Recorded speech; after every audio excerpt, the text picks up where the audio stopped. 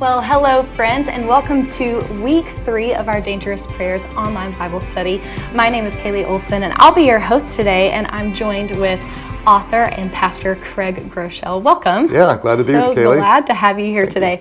Well, before we dive into our content, I just want to point out for everybody who is watching that week 3 of the study, notoriously with online Bible studies, is usually the week that people decide whether or not they're going to keep going or drop off, because it's kind of like building a habit. 21 days, week 3, and Dangerous Prayers is not easy to read. It's a hard book to walk through. So if there's somebody kind of teeter-tottering on whether or not they want to keep going, what do you have to say to them to keep going? Well, I agree with you 100% that so often when you're starting something new that there is a point of resistance. And especially on Dangerous Prayers, most people don't wake up and say, I think I'm going to pray something crazy today. Yes. Especially as we move into the prayer, Break Me, which is the one that, just in my experience, people often have the most hesitancy to pray. Yes. I would just say that on the other side of difficult things, that's where you find the true richness, the true intimacy. So you've gone this far, don't stop now. This is where it gets really, really good. And with a little bit of persistence and pursuit of genuinely who God is, He can do something special in us. And so I believe on the other side, and in the weeks to come, could be where we really do have breakthroughs in our passionate pursuit of knowing who God is. Yeah, that is so good. Well, I'm glad that you brought up that we're in Break Me this week, because we were in Search Me the last 2 weeks, which that's hard enough in and of itself. And then now this is even more difficult. But in your book, you talk about that the fact that Break Me is scary and hard, and you say, what are we losing by clinging to our comfort? So speak into that a little bit for us. Well, interestingly enough, Kaylee, so often I think when people think about God in our prayer lives, we tend to think that He's kind of like the cosmic genie that gives us what we want, and that we want a life of comfort, we want a life of ease. But when you think about it, how often do things like comfort, prosperity, and ease tend to produce the worst in us? And yet, sometimes the trials and the hardships produce the best. And so if we really want to be conformed to the image of Christ, if we really want to grow in our faith, if we really want to walk in victory, sometimes the path there is not the easiest path. And Jesus didn't say, come and be comfortable and follow me. He said, come and deny yourself, and then you can follow me. So I think if people can have the faith to recognize that sometimes the best blessings are not on the other side of that which is easy, but that which stretches us, that which challenges us, convicts us, then we can really walk in something that is not just easy, but can be rich and meaningful. Yeah, I 100% resonated with what you said, and that's a perfect segue into my story. And so I'm just going to jump right in and kind of share what the Lord has been teaching me through reading your book. And it was interesting when Kendra asked me to do this week 3 with you, God kind of said yes for me. I don't know if you've ever had that moment where the Lord is like, yeah, you should do this, but internally I'm like, oh gosh, do I really want to share this?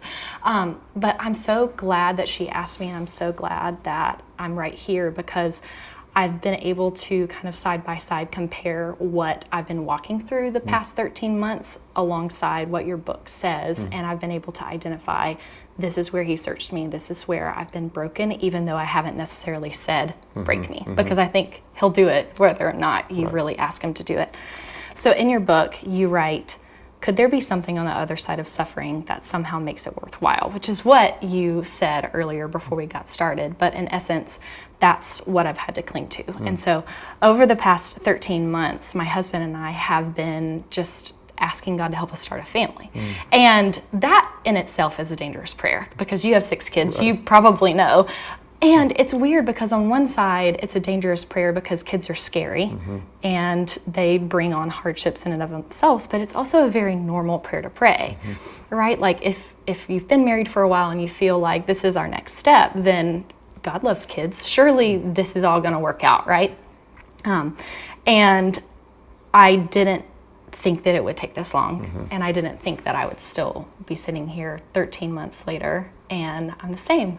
I think I imagined myself this morning, like on a day like today, dropping said kid off at daycare and then coming here to tell you how it all tied up in a nice, neat bow. But it hasn't. And so I do want to pause right here and just say there's probably somebody watching right now who's going through a lot longer of a period of infertility than I am, or your struggle might be way harder than mine is. But for everybody who's going through suffering, this is your first time through that journey. And so 13 months still feels like a really long time for me. And so wherever you are, there's so much compassion that Proverbs has for you. But before I go into what God has shown me in this process, I do want to go back to Search Me, because I found specifically what God showed me through that part of your book. I think you were writing about when your wife Amy got sick after giving birth to one of your children, and you closed that chapter with, what fears are you withholding from God? And this is one of those mind blown moments where, for me, the idea of withholding something from God kind of looked like this wall that I had built up between me and God, not necessarily to try to keep him out, but to protect my heart from being broken. Because nobody wants that. I mean, like you said it earlier, nobody wants to invite brokenness into their lives. And so I think I built this wall up, and it was kind of like I just gave myself low expectations, and I was like, okay, God, anytime, we're good, I'm good. When I don't know what I was thinking that would actually help, but I built this wall up between me and God, but then I also did it with people who were close to me, or people who didn't really know what was going on, and they would say, how are you? How can I pray for you? And I would joke it off and say like, oh, I'm good, we're good, we're fine, which, typically that's a sign that somebody doesn't really want to talk about what's going on in their heart. And I said stuff like that because I was just fearful that the worst would happen, and in a sense it kind of has, because I'm still here in the middle, kind of waiting. And I was just afraid that if I exposed my heart's desires to the Lord and to my friends, that I would break, which is so funny because the prayer in your book is break me. And it's just going to happen. And I just didn't want to be the girl that made a big deal out of this. Like, I didn't want to be the one who everybody knew was broken, or who everyone knew was going through something, because I don't want to be labeled as that. I mean, I still want to be Kaylee, and I still want to be joyful. And so I just kind of shoved things aside. But in your book, in the Break Me section, you wrote, when you're broken, you'll know it. There will be no question you will not have to ask. And so in the past 13 months, there have been a few very distinct occasions where it felt like God took a cannonball to that wall. And I remember one specific moment.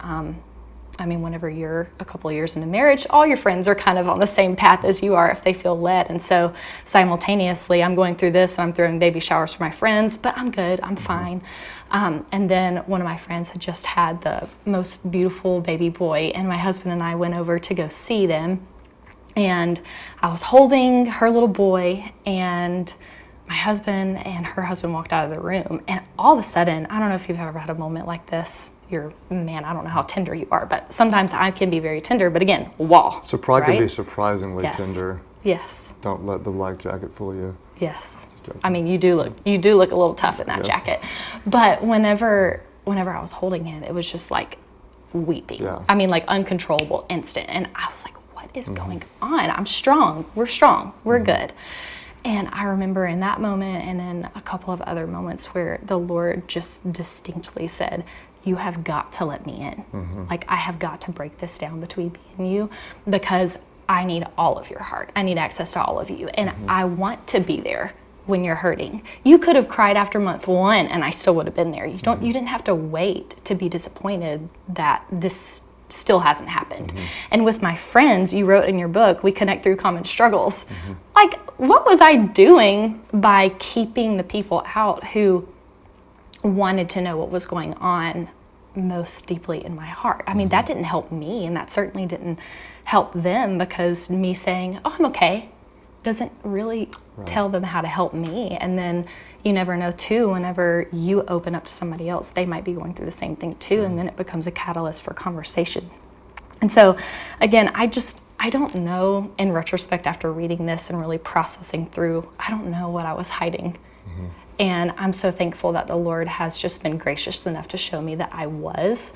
And he's given me permission to, I guess, just be sad, but be hopeful, and change the way that I pray about this situation, but then everything in my life, because it showed me not only is this something that I'm trying to control my emotions about, but what else in my life am I trying to pray my prayers or do things my way? But it's had to shift in my heart and in the way that I live to just be like, okay, I can't. And I trust you, and you've got me, and 13 months is fine. A year is fine, 2 years, like whatever it is, like just help me know that on the other side of this, it's going to be worthwhile. And so I wish that it tied up in a bow. And I think maybe there might be some other people who share their stories while we're on set with you that, you know, they are on the other side of it. But that's kind of where I am. But I think reading your book and going back through and seeing your own personal experiences has helped me a lot to just identify where I am and resonate with what you said at the very beginning of God doesn't invite us to live a life of comfort. Like he wants to work through really hard things. And so I wanted to give you an opportunity to speak if you had any thoughts. Well, first of all, my heart goes out to you. And we were, I think it was 13 months in without being able to conceive as well. And so I remember very distinctly that feeling of, where are you, God? Yeah. What's wrong with us? Yeah. Are we going to, where are you going to, and 13 months is a long time. And I know there's some people watching right now that that are waiting for something longer and in really painful situations. And it's so interesting that oftentimes when we're there, we do tend to withdraw and we'll like you said, we'll kind of put a wall up between us and God or even the people around us. And I think that's the problem with not being broken is at that point we still think we can handle things on our own. And we're not designed to handle things on our own. That we're designed to need God, and one of the ways God reveals himself to us is through his loving people. And that's it's horrible. Like no one wants to end up where you are at this place where you feel like you're on the edge of tears, and if someone jiggles you, the tears are going to fall out. And that's kind of almost an ever-present feeling. You just don't want that. But when you do let him shake you just enough to where the tears do fall, what you're met with a God who comforts those who mourn. And you experience him in a real way. And then the beauty of his people that come around you and just hurt with you. And not even like, I'm going to give you an answer like, yes, and you're going to be like us, you're going to have 6 kids one day. It might, the truth is, none of us know what's going to happen on the other side, but the fact that you can just come together and be with each other in the presence of a very real, very comforting God, it's one of the most painfully powerful things that you can imagine. When I taught this prayer to the church, my daughter Mandy said she was going to pray that prayer, and on the other side of it, she got sick. And it's like now we're I guess 4 years later, and she's still sick. And it's just like your situation. There's no bow at the end of it. No. And it's been the most brutal. We've cried more tears than you can imagine over her situation. And I asked her recently, would you change it? Would you, if you could undo it and go back to just a normal life, would you change it? And she just through the tears, she said, no, Daddy, I wouldn't. She said, it's been really hard. I wouldn't wish this on anybody, but I've never been closer to God and had the support of my community. And so it's through the brokenness that she found a treasure that she might not have otherwise. Yeah, I resonate with that so much too. And it's like you can resist the brokenness and you can be mad and you can be bitter, or I don't want to say you can welcome it with open arms, but you can just expect it and know God's going to meet you. And the hard thing about your book, I think, is that there's no formula to it. There are 3 prayers, but there's no time limit on either one of those. And I think that this is the hardest thing to walk through, but it's all good. And God teaches us and meets us right where we are. And I just want to say to you is that, I feel like we're in the presence of God together in this moment of breaking in your life. And on the other side, whether it's, healthy baby boy, healthy baby girl, 2 children, 3 children, 4 children, whether it's adoption, whether it's, it could be anything, that you will see the goodness of God. And the path between now and then may not be an easy one, but you will see the presence of God. And the next time there will be some point of thanking him, looking back, there was his faithfulness, there was His goodness, there was His provision, and I don't know what it's going to look like, but you know it will be there. Yeah. And it may be on the other side of tears, but it will be there. Yeah. Yeah. Well, speaking of tears, we're both a little teary-eyed right now, but I don't know, maybe you are too. Maybe God used this moment to really just speak to you in the middle of your brokenness and show you that it's okay to cry, it's okay to let people in, but you know, as you're going through this study, you're in the middle, and just take the opportunity to be in the middle and let God speak to you right there. I think this is time where we wrap up, and so I just want to say thank you. I know, before we keep talking anymore and any more teary, but guys, thank you for joining us this week. Thank you, Pastor Craig, for joining us this week. You know, if you guys are doing the online Bible study with us, we are in week 4 of Dangerous Prayers. And so, as you know, we're still in Break Me. We're spending 2 weeks in that section of the book. And one of the things that you wrote is that in our brokenness, we often experience God's greatest blessings. So just talk to us a little about that.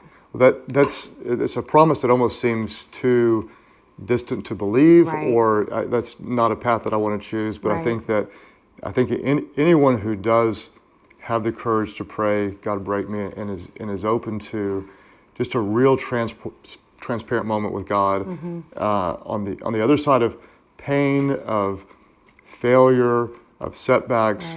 What we often do is a little bit like Peter in Scripture, when he was really bold and confident. He had something that was special, but on the other side of his failure, where he had to see the eyes of Jesus and said, I just let you down, and then was completely forgiven and restored. It did something in him, I think, that there was a path of normal success and forward movement couldn't have done what the breaking did to teach him the true grace of God and the presence of God. And so it's, again, no one just says, I want to have a horrible day, I want to have a massive setback.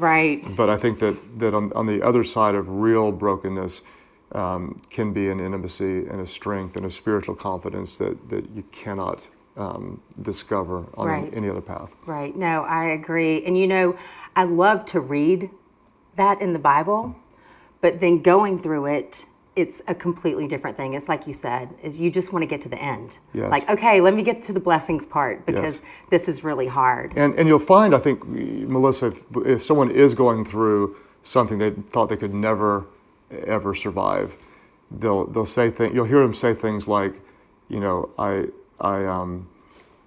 didn't know that there would be a strength to help me through this. And then on the other side, one of the most common things you'll hear is, I wouldn't want anybody else to ever go through this, but I wouldn't change what I experienced in learning to trust God or His people or what He taught me through it. Well, I have a story where that is exactly what's been happening in my life. I thought a long time about what I was going to share with all of you today. The prayers I have been praying for the past 7 months has been for one of my children. I have 4 children. The youngest is 18, the oldest is 26. So they're pretty much grown and out and making their own decisions now, choosing their own path in life. And wow, that is hard as a parent to watch. You still have influence in their lives, but they're getting a lot of other influences in their lives that they didn't have, you know, when they were living at home. And I'm not going to be specific about the prayers that my husband and I have been praying right now, but this situation, what God has done in our lives personally, I wouldn't have thought 7 months ago that this is where we would be.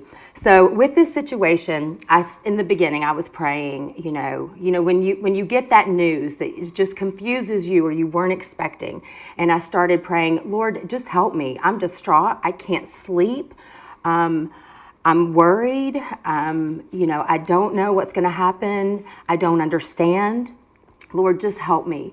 And Lord, help my child. Just help my child.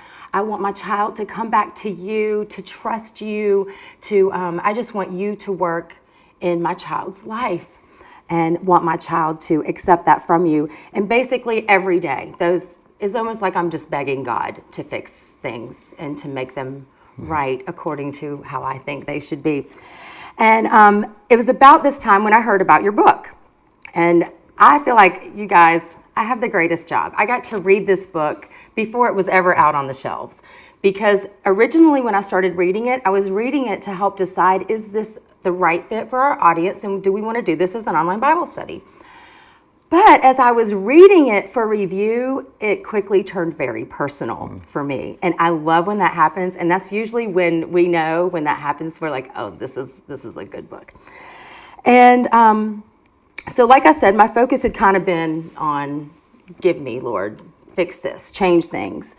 And through reading Dangerous Prayers, those 3 sections, Search Me, which we've already read about, we're in the middle of Break Me right now, and you guys, what's coming up is Send Me. Those 3 words have defined this journey so far for me. And as I was reading, I was like, okay, I'm gonna start being bold. I'm gonna ask God to search me. Instead of asking him, Lord, please do this, God, search me, know my heart, test me. If there's anything you want to reveal to me or about the situation or about anything, I am open and I'm listening and I want to know. And as a woman who works in ministry, what I realized is going to make me sound like such a hypocrite, because I work in ministry because I passionately believe in Jesus and the Word of God, and I want everyone to have that as their anchor in life. And yet here I was not trusting God at all. We read in the Bible, we hear other people's stories, we've experienced it ourselves before, that movement of God to get us through situations. But then yet here I found myself in one, and I was in despair all the time. And it showed in my work, it showed in my personal life. I mean, anyone who knew me could, without me even saying, could tell something was going on. But just that realization, it turned me from having those kind of, I call them crybaby prayers, instead of the crybaby prayers to like saying, okay, Lord, you've revealed this in me, I'm going to keep going. Yeah. So, okay, what's it time for now? Break me. Lord, break me. A scary prayer like you and Kaylee talked about last week. No one wants to pray, break me. Right.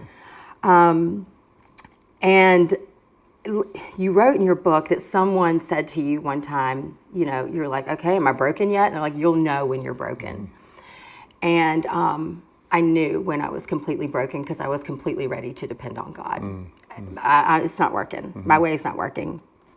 And I'm wasting so much time. It was like I was paralyzed. I was just stuck in this paralysis, and fear was ruling my life. But it was in that brokenness that I found hope and remembered the hope that I knew all along. And there's a worship song called Do It Again. And we sing it a lot at church, and just the same words over and over. I've seen you move the mountains, and I believe I'll see you do it again. You made a way when there was no way, and I believe, I'll see you do it again. I thought, God, I sing that with such, I believe it. So I need to believe it, I need to believe it for myself, for my children, for what's going on in my life as well. God doesn't just do that for other people. Right. He can do it for us too. And so it was then that I was like, I'm still reading through your book. And we had already decided it was going to be an online Bible study. But you don't just read the book and go, okay, search me, check. Okay, break me, check. All right, Lord, use me, send me, But when I finally got to that point where I was ready to say, okay, I'm done, I'm ready, send me. But my prayers haven't been answered. I'm not on the other side to where I know what's going to happen, or, I don't know.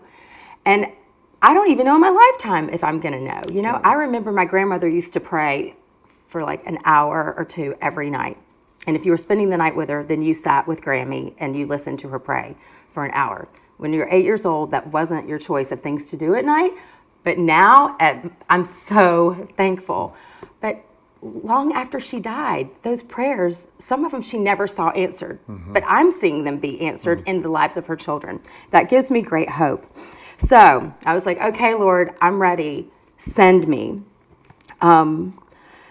And another thing in your book that you say in there is, instead of always asking God to do something on our behalf, then what if we dare to ask him to use us on his behalf?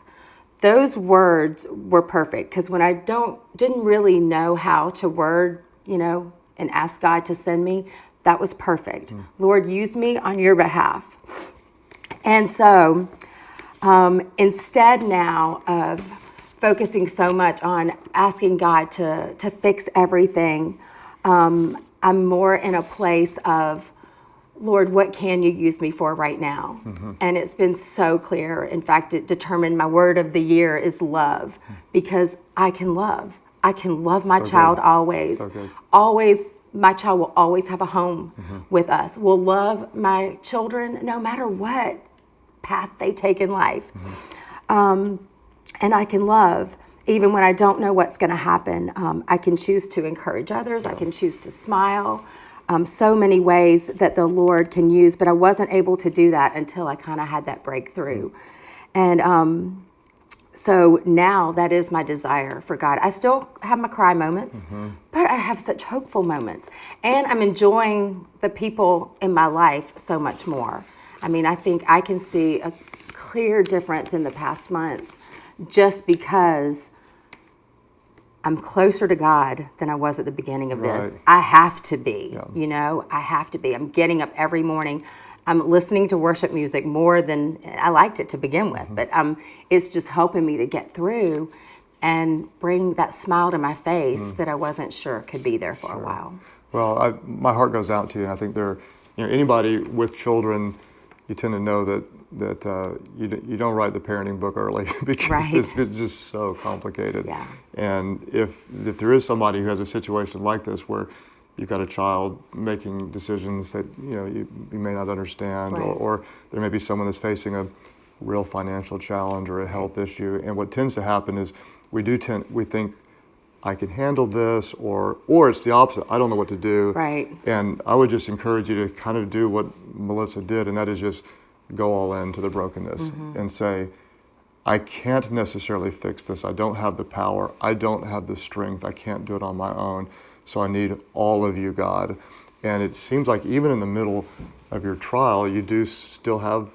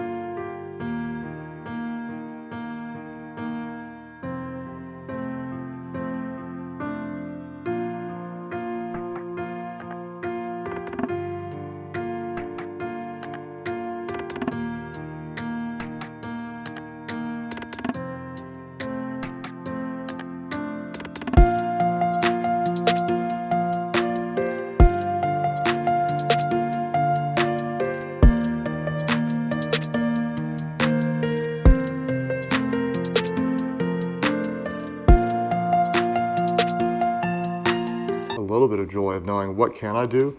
Right. I can love. Right. And that's a good place to be. Right. And you're at a point of surrender where you say, I can't, doing this doesn't fix anything, but doing this and saying, here's my child, or here's my greatest fear, or here's my hesitancy, or here's my marriage that's broken, and I trust it to you. Right. I've seen you move mountains before, and I know believe you you're can going to do it again. Yes, yeah, that's Right, great. right.